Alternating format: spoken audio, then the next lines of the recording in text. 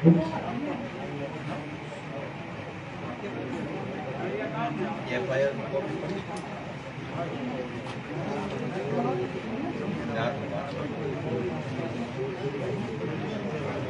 તો હવે હું કહેવાનું છે કયો બધા પછી હું કંઈક કહું હવે હું કહેવાનું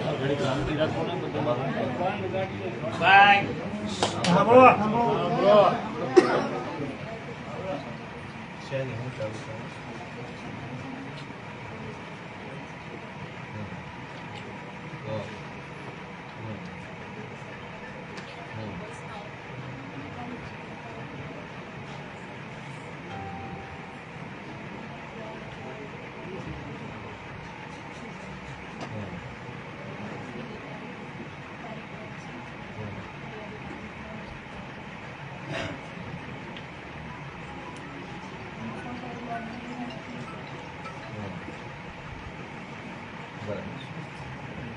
તો હવે આમાં આખી ઘટના એવી બની કે ભાઈ જે તે વખતે આ મૂળ એફઆઈઆર થઈ 27/12/2024 આમ તો 1 વર્ષ થવા આવ્યો તો તે દિવસે માનો કે આ ભાજપવાળાના કહેવાથી પોલીસે મન ફાવે એવી કલમ લગાવી અને એફઆઈઆર કરી નાખી અને રાત્રે પકડીને સવારમાં પાછા કોર્ટમાં ગયા બધું ઝડપથી કરી નાખ્યું.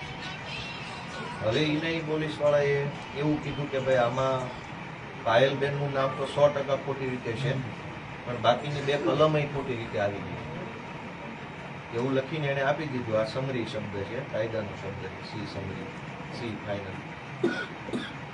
એનો અર્થ એવો થાય કે ફરિયાદીએ ખોટી ફરિયાદ આપી. સી સમરીનો અર્થ એવો થયો કે ફરિયાદીએ ફરિયાદ ખોટી આપી તો પોલીસે ખોટી ફરિયાદ લખી લીધી એવું લખાઈને આવી ગયું. આ સી લખ્યું વર્ગ સી ફાઇનલ એનો અર્થ જ એવો થાય કે ખોટી ફરિયાદ આપવામાં આવે છે. ખોટી ફરિયાદ આપીએ તો ગુનો છે. જો કોઈ પણ માણસ મન ફાવે એવી ખોટી ફરિયાદ લખાઈ દે, પોલીસ લખી લે, પકડી લે ને એવું બધું ચાલતું હોય તો દેશમાં કાયદો ક્યાં હોય? તો કોઈ માણસ ખોટી ફરિયાદ લખાવે એ પોતે ગુનો છે. એટલે આમાં કિશોર કાનપરિયા છે એ ગુનેગાર છે અને એની વિરુદ્ધ ફરિયાદ થઈ શકે આ તમારી અને કરવી જોઈએ મારી દ્રષ્ટિએ. કેમ કે પોલીસે લખી દીધું કે તપાસ દરમિયાન આરોપી પાયલબેન અશ્વિનભાઈ ગોટી વિરુદ્ધ ચાર્જશીટ કરવા માટે પૂરતા પુરાવા ન આરોપીનું નામ હકીકતની ભૂલથી આવેલ હોય જેથી અમરેલીમાં ફાઇનલ ભરવામાં આવે છે.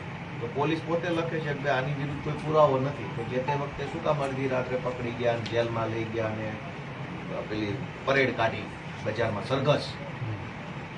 તો મારી દ્રષ્ટિએ પહેલા તો આ કિશોર વિરુદ્ધમાં ગુનો નોંધાવવા માટેની આપણે કોર્ટમાં, અદાલતમાં, આ સ્થાનિક જિલ્લા અદાલતમાં થાય. કેમ કે આ તમારું સમરી ચાલે છે ને, એ સમરી દરમિયાન કોર્ટમાં ખોટી ફરિયાદ આપવા બદલનો ગુનો નોંધાવવો પડે. એમાં હું મદદ કરીશ, તમે બધા જો રેડી હશો તો. બીજું કે પોલીસે એવું લખ્યું કે ભાઈ કલમ 338 મુજબના ગુનાના કોઈ પુરાવા મળેલ નથી. હવે એને તમે સમજો કે આમાં 336, 340, 353, 356, 319, 338 એવી બધી કલમ લાગી છે. 338 એક જ હટાવી દીધી. એનું કારણ શું? 338 છે ને એ ગંભીર કલમ છે. જે તે વખતે ખોટી રીતે આ ગંભીર કલમ એટલે લગાવી કે કેસ વધુ ગંભીર બની જાય, સેશન્સ કોર્ટમાં જ હાલી શકે. એના જામીન સેશન્સ કોર્ટમાં થાય, એનો કેસ સેશન્સ કોર્ટમાં, બધું સેશન્સ કોર્ટમાં એટલે કે જિલ્લા લેવલની અદાલતમાં થાય, તાલુકા લેવલમાં ન થાય.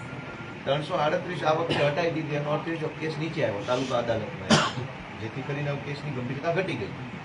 જે તે વખતે કેસને કારણ વગરનો ગંભીર બનાવવા અદાલતની પ્રોસેસ લાંબી થઈ જાય, જામીનની પ્રોસેસ લાંબી થઈ જાય. જેમ કે 338 કલમ જે છે એ 10 વર્ષ અથવા એનાથી વધુ સજાને પાત્ર જોગવાઈ ધરાવતી કલમ છે. એટલે કોઈ કલમ 7 વર્ષ કરતાં વધુ સજાની જોગવાઈ કરતી કલમ લગાડે તો એની જામીન ને બધી પ્રક્રિયા ઉપલી અદાલતમાં થવા મળે. 7 કરતાં ઓછું હોય તો હેઠેથી હાલતી હોય. કેસને જે તે વખતે લાંબો કરવા, જલ્દી જામીન ન મળે, હેરાનગતિ વધી જાય, રિમાન્ડ મળે તે એવું બધું કરવા 338 લખી નાખે. અને હવે પોલીસ એમ કહે છે 338 આમાં છે નહીં. એનો અર્થ એ થયો કે જે તે વખતે ફોન કરીને જેમ કીધું એમ પોલીસે કરી નાખ્યું.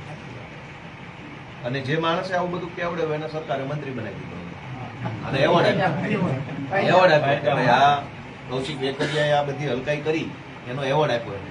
કાયદા મંત્રી, કાયદાનો દુરુપયોગ કરતા સૌથી વધુ જેને આવડતું હોય એને કાયદા મંત્રી બનાવ્યા.